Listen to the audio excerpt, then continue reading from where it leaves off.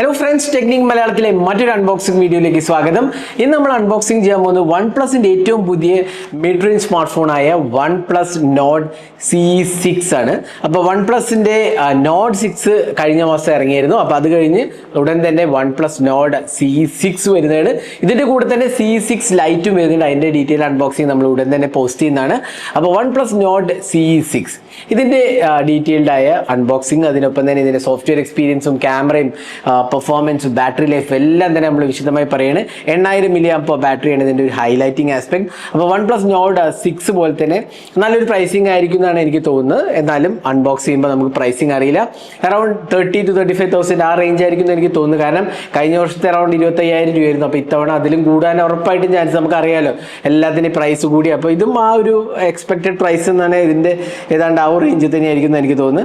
നമ്മുടെ ഈ ബോക്സിനകത്ത് പ്രൈസ് എഴുതിയിട്ടില്ല, അപ്പോൾ നമുക്കറിയില്ല എത്രയാണ് പ്രൈസ് വരുന്നത് എന്നുള്ളത്.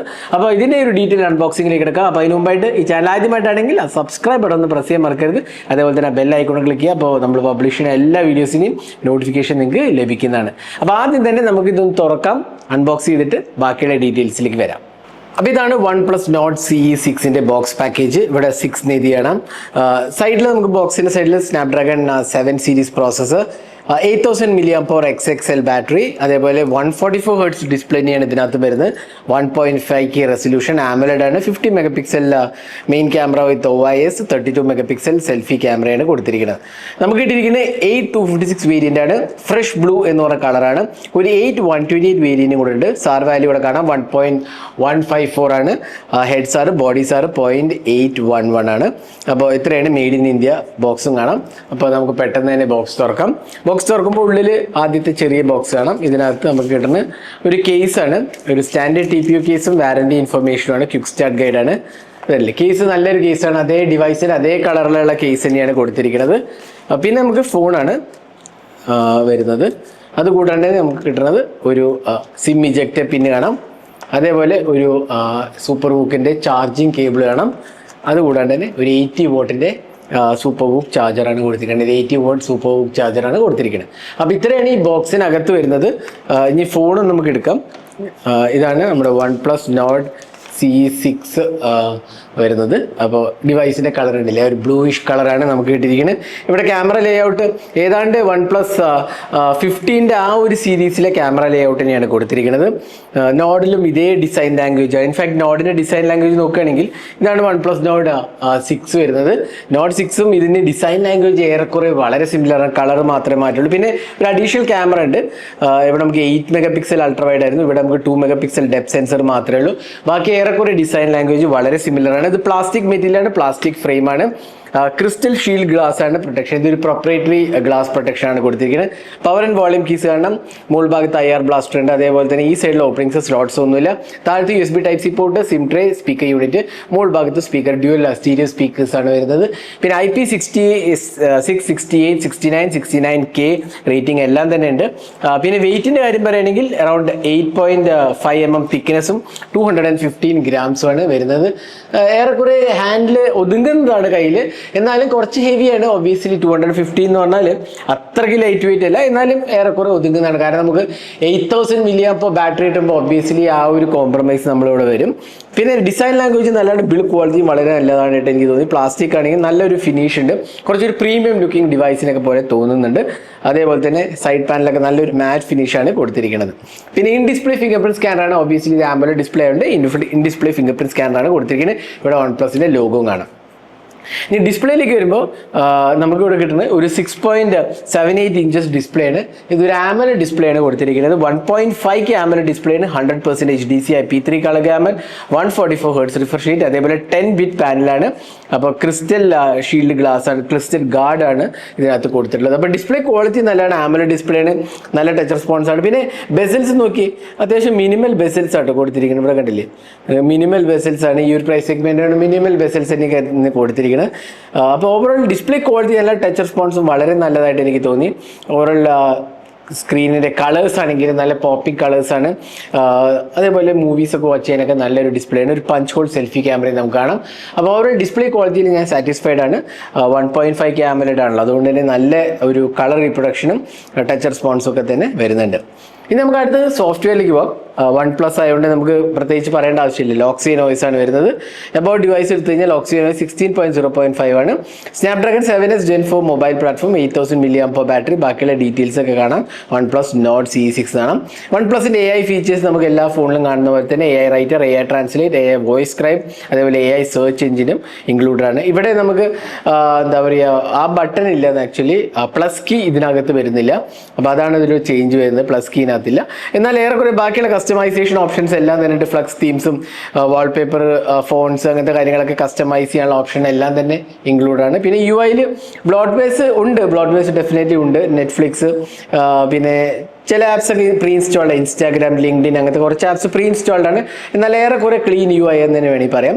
കുറച്ച് ആപ്സ് പ്രീ ഇൻസ്റ്റാൾഡ് ആണ്, നമുക്ക് അൺഇൻസ്റ്റാൾ ചെയ്ത് കളയുകയും ചെയ്യാവുന്നതാണ്. അപ്പോൾ ഇതാണ് സോഫ്റ്റ്വെയറിനെ കുറിച്ച് പറയുന്നത്. പിന്നെ 3.4 years ഓഫ് ആൻഡ്രോയിഡ് അപ്ഡേറ്റ്സ് ആണ്. അപ്പോൾ മൊത്തം 4 വർഷത്തെ അപ്ഡേറ്റ്സും 3 വർഷത്തെ മെയിൻ ആൻഡ്രോയിഡ് അപ്ഡേറ്റ്സും സെക്യൂരിറ്റി പാച്ചസും 4 വർഷമാണ് നമുക്ക് കിട്ടുന്നത്.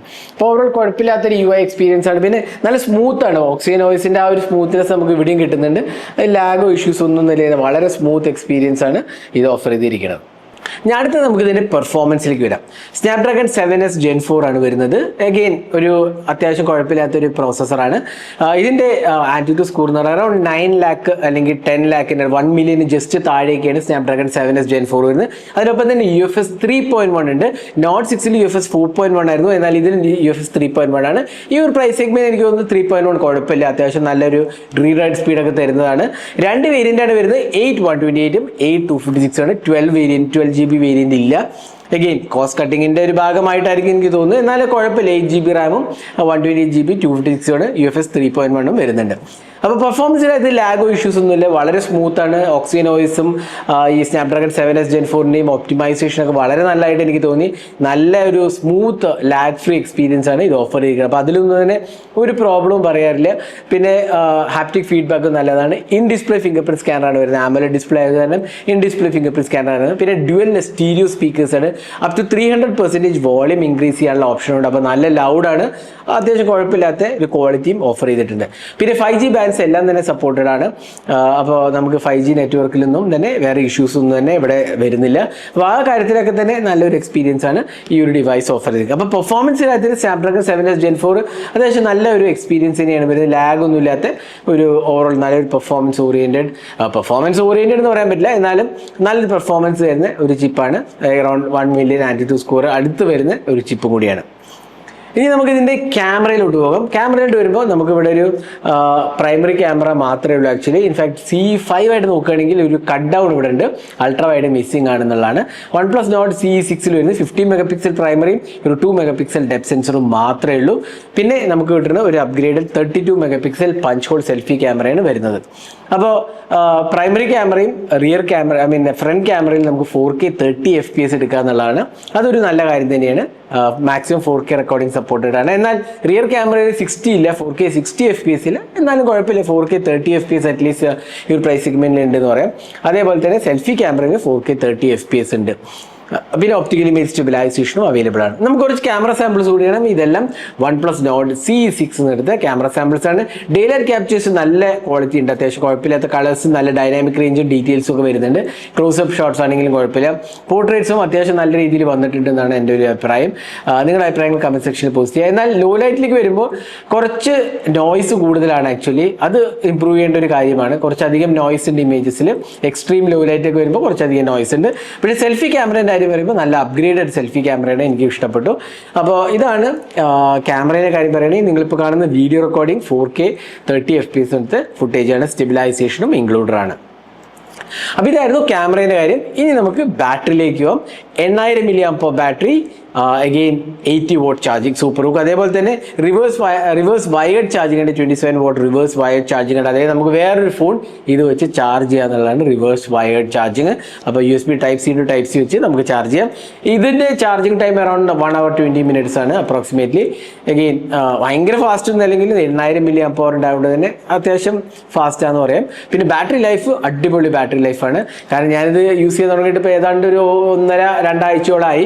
നല്ലൊരു ബാറ്ററി ലൈഫാണ് എനിക്ക് കിട്ടിയത്. അപ്പോൾ അതിൽ കംപ്ലയിൻസ് ഒന്നും തന്നെ പറയില്ല. നല്ലൊരു സ്ട്രോങ് ബാറ്ററി ലൈഫാണ് 8000 mAh പ്രൊവൈഡ് ചെയ്തിരിക്കുന്നത്. പിന്നെ എന്താ വെച്ചാൽ സ്നാപ്ഡ്രാഗൺ 7s Gen 4 അത്രയ്ക്ക് ഒരു പവർ ഹംഗ്രി ചിപ്പൊന്നുമല്ല, അതുകൊണ്ട് തന്നെ ഒപ്റ്റിമൈസ്ഡ് യൂസേജ് ആണ് നമുക്ക് ഇവിടെ കിട്ടുന്നത്. അപ്പോൾ അതുകൊണ്ട് തന്നെ നല്ല ബാറ്ററി ലൈഫ് ഇതിൽ നിന്ന് നമുക്ക് കിട്ടുന്നുണ്ട്. അപ്പോൾ ഇതായിരുന്നു OnePlus Nord CE6ൻ്റെ അൺബോക്സിങ് ഫസ്റ്റ് ഇംപ്രഷനും. ഓവറോൾ എനിക്ക് തോന്നുന്നത് നല്ലൊരു പാക്കേജ് ആയിട്ടാണ് എനിക്ക് തോന്നുന്നത്. എക്സെപ്റ്റ് ചെറിയൊരു മൈനർ ഇഷ്യൂസ് എന്ന് പറഞ്ഞാൽ ക്യാമറയിലെ ലോ ലൈറ്റ് എക്സ്പീരിയൻസ് അത്രയും ഗുണമില്ല, അതാണ് ഒരു. പിന്നെ ultra wide angle camera missing ആണെന്നുള്ളത് മറ്റൊരു ഡൗൺ ഗ്രേഡ് എന്ന് വേണമെങ്കിൽ പറയാം. അതേപോലെ തന്നെ പ്രോസസ്സറിൻ്റെ കാര്യം പറയുമ്പോഴും Dimensity 8350 ചിപ്പ് ഇതൊരു സത്യം പറഞ്ഞാൽ പെർഫോമൻസിൻ്റെ കാര്യം വെച്ച് നോക്കുകയാണെങ്കിൽ അത് 1.3 മില്യൺ ആയിരുന്നു ആൻഡ്രോയിഡ് സ്കോർ, ഇവിടെ നമുക്ക് 1 മില്യന് താഴെ വരുന്നുള്ളൂ. അപ്പോൾ അതും ഒരു പ്രോപ്പർലി ഡൗൺ ഗ്രേഡ് ആണ്. എന്നാൽ Dimensity നിന്ന് MediaTek Dimensity നിന്ന് സ്നാപ്ഡ്രാഗണിലേക്ക് വന്നു എന്ന് വേണമെങ്കിൽ പറയാം. അപ്പോൾ ഓവറോൾ ഈ ഒരു ഫോണിൻ്റെ പ്രൈസിങ് എനിക്ക് തോന്നുന്നു അറൗണ്ട് 30,000 ആ റേഞ്ച് ആയിരിക്കും എന്ന് എനിക്ക് തോന്നുന്നു.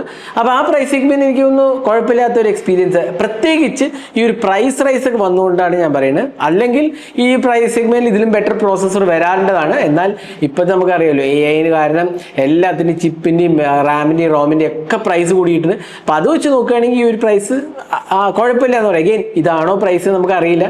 പ്രൈസിൻ്റെ അനൗൺസ്മെൻറ്റ് വരുമ്പോൾ തന്നെ ഞാൻ കമൻറ്റ് സെക്ഷനിലോ അല്ലെങ്കിൽ ടൈറ്റിലോ പോസ്റ്റ് ചെയ്യാം. അപ്പോൾ നോഡ് CE6നെ കുറിച്ചുള്ള നിങ്ങളുടെ അഭിപ്രായങ്ങൾ കമൻറ്റ് സെക്ഷനിൽ പോസ്റ്റ് ചെയ്യുക. ഈ വീഡിയോ നിങ്ങൾക്ക് ഇഷ്ടപ്പെടുന്നതായിരിക്കും. ഇതേപോലത്തെ കൂടുതൽ ടെക് വീഡിയോസിനായി ചാനൽ സബ്സ്ക്രൈബ് ചെയ്യുക. Thanks for watching. Hope to see in next video.